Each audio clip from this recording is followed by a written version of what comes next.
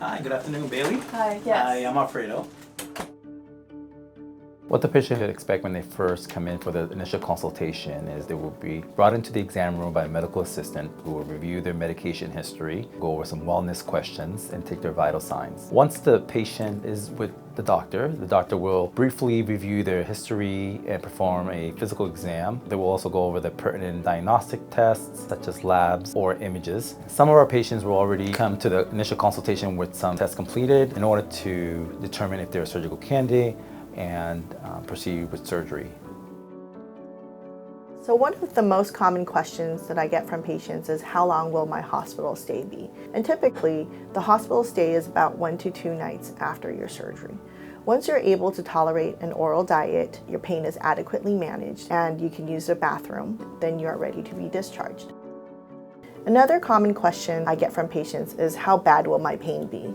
And pain really is inevitable when it comes to surgery, but we'll typically give you oral pain medicines to keep you comfortable during the post-op period when you're at home recovering from surgery. I do, for most patients, offer cryoanalgesia, which is freezing of the nerves. That actually provides a significant amount of long-term pain relief for people.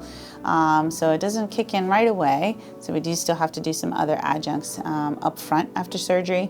But then you get the benefit of having reduced pain for all the way up to 3 months. And that really has changed the landscape in terms of how people wind up recovering. For the most part, you can get back to work, depending on your work, and doing things relatively normally in the order of around 8 weeks.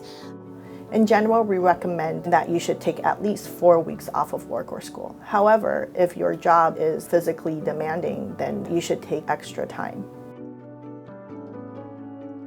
When I meet with patients, I go over preoperative instructions, which usually include fasting starting at midnight the night before surgery, using a chlorhexidine shower scrub to shower the evening before surgery and on the morning of surgery. I also go over how to use the incentive spirometer before and after surgery, as well as reviewing pain management expectations post-operatively.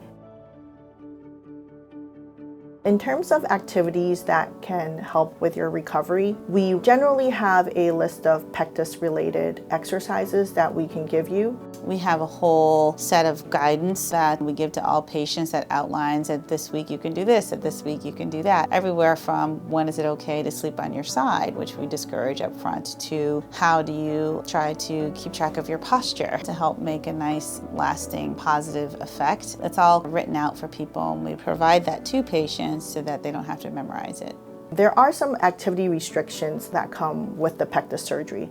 This includes no heavy lifting of greater than 5 pounds, no flexing or turning or twisting above the waist, no using a backpack on your shoulders, no contact sports, gym workouts, side sleeping or laying flat on your stomach or your chest. And the most optimal position to sleep in post-operatively is at an incline with pillows propped up or on a recliner. You'll find yourself most comfortable in that position.